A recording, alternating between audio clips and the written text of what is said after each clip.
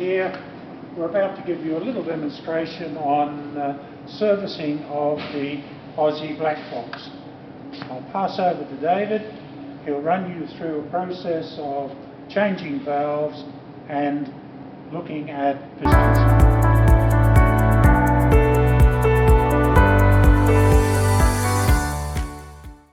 Ring spanner on there. I give it a slight gentle tap with my hand. You don't need a lot of pressure. Once it's loose, actually turn it around the other way and actually use the other end. I do not use the open end at the moment to undo them because I like to have a nice firm grip on it. Once again, whichever one you take out of which hole, I like to put it back into the same hole. I'll just grab that slightly, give it a wiggle and just pull it out. Once again, I just check the inside of it, make sure it's sitting properly, make sure there's no foreign objects inside. If there is, sometimes you can pull it out, and if it's seating properly, it'll be fine. If it's not seating properly, that means you must replace it. We're actually removing the O-rings. Okay, so we're pulling them out and we're checking them, getting them back in. Make sure your O-rings are nice and clean as well. Okay, once again, if you're going to put them back in, just make sure they're sitting down properly. Okay, so we're actually putting the check valves back in because there was nothing wrong with them. So once you put them in, just don't drop them in the hole like that and put your actual brass nut on top. They're not seated properly. You actually got to push them down into the O-ring. Make sure it's sitting in the O-ring flat. Okay, it's just a matter of putting the brass nut back on top, doing it down, and once again using your ring spanner, doing it all the way down. Now there's a little bit more involved in actually taking the actual pump head off. Okay, first stage is we remove the actual breathing plug. Okay, so I've actually put thread tape around here. I actually screw that into the actual hole itself. Now, do not get a spanner and start doing the living daylights out of it, because what you'll end up doing is cracking the head or the pump body. Okay, so it just has to be done up by hand. I'm going to move on to the back side of the pump itself now. We have to remove the fan cover. So it's just a matter of undoing the screws here. Now we'll pull the fan cover off. Now, if I turn it upside down, you'll see how there's an in cut into the actual fan cover. That goes to the bottom of the actual pump itself, or to the motor. Okay, so the flat surface to the top. Now we've got to remove this, the actual electrical box cover. The reason being is we got to actually pull the pump head off, and if you notice, it's all covered over the pump head as well. So we end up taking off the actual hose fitting. Then we're actually going to turn the pump on the side. We shouldn't lose any oil because we've got a plug in there. So we turn it over like that. Reason being we turn it over is we've got a screw here and a screw behind this leg here.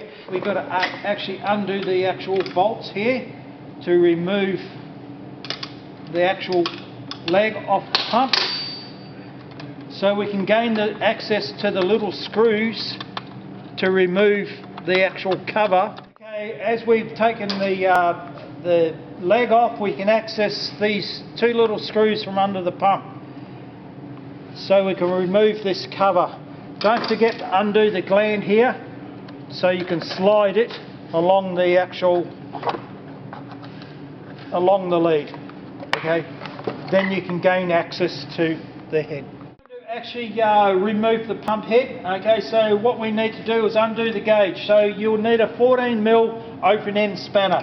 So there is flats on the gauge where you just put it on and start undoing it. It will get to the stage where it's fairly loose and you'll be able to undo it by hand. You can use a 5mm Allen key out of a set.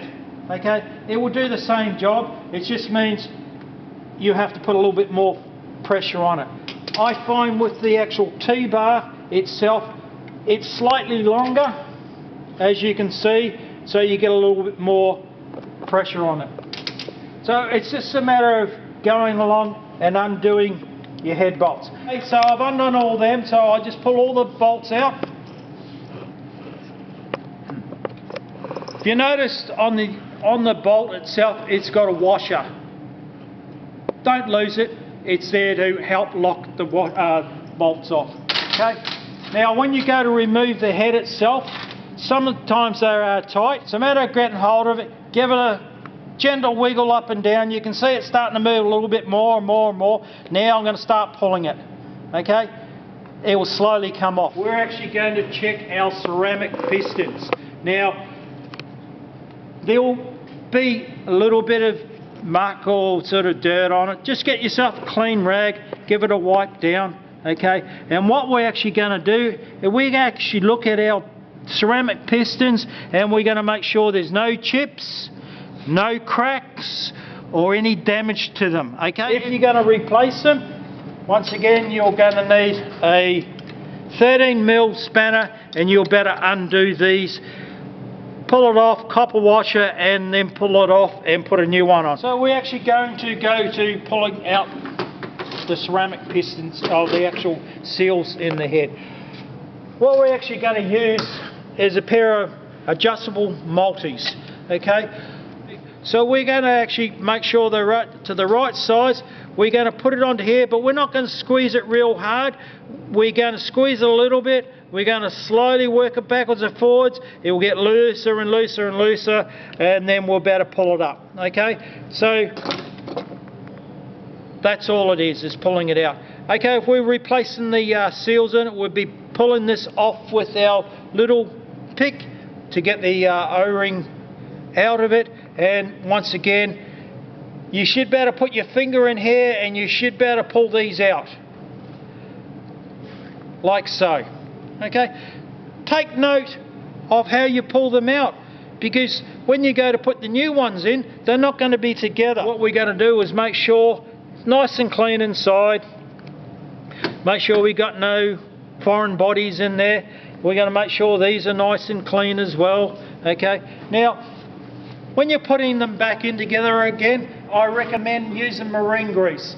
Reason being is marine grease is also water resistant. Okay, so it's a matter of putting a little bit of grease on your surfaces. Doesn't need a great deal, just wiping around there, same as like on this inside of the seal, putting this into here, putting it back inside here. Now make sure when you put it in, it sits in flat.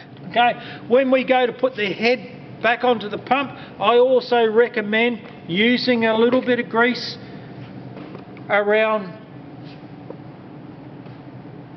the piston. Now we've gone through, we've made sure there is no foreign bodies on there. You'd be doing that before you grease it up, obviously. If there was, you would use your paintbrush just to clean it out like this, and so on. Okay, and also a rag to wipe it around. Okay, because this pump is nice and clean, we didn't have to clean it. Okay, when we go to put this back on again, it's a matter of putting it on, making sure everything lines up. I don't need a hammer, I don't need to sort of force it. If you notice, I just wiggle a little bit to make sure everything's lined up, and then it just slides in. Okay, now there's a sequence of tightening these bolts up. Okay, so we're going to end up just sliding them all in like this. Okay, so as we've gone through, we've just slowly gone through and put the bolts in, and we've come to the last one. We screw it all the way down to the face of it. Okay, now we've got to tighten them up in a sequence. Okay, so they're all just reasonably nipped up at the moment to hold the head into place.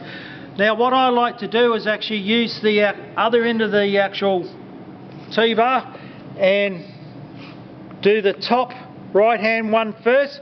Just do it up reasonably tight, then I'll go down to the bottom left hand side one and do it up roughly the same tension. Then I'll go to the top left one and do the same thing, and also now the bottom one, right one. Then I go to the outside bolt and I'll do it up the same then the inside bolt.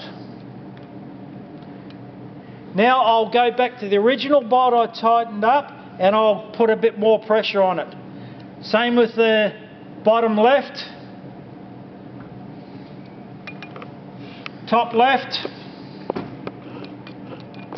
bottom right, the outside one again, now the inside one.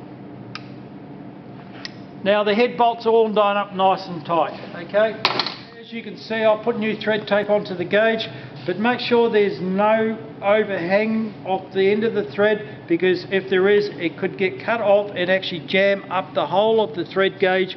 If that's the case, the thread gauge will not read properly, okay? Once again,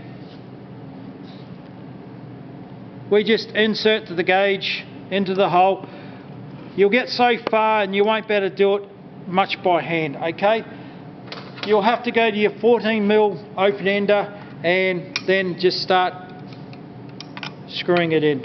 You'll get to the stage where it feels like it's getting fairly tight, okay? It feels like it's getting fairly tight, but my gauge here, it will still read upside down, back to front like that, but I personally myself like to screw it around a little bit more so the needle is facing the right direction like that. Then it's a matter of sliding everything back together again, making sure your lead's in the correct place as you're going through, putting this back in. Make sure it's actually clipping into the right section. We can actually turn it upside down again because we've actually got to put the two screws back into the bottom end of the cover, like so. So once that's been done, you can actually put it back down and screw your fan cover back into the correct position and also put your foot on. Don't forget to actually undo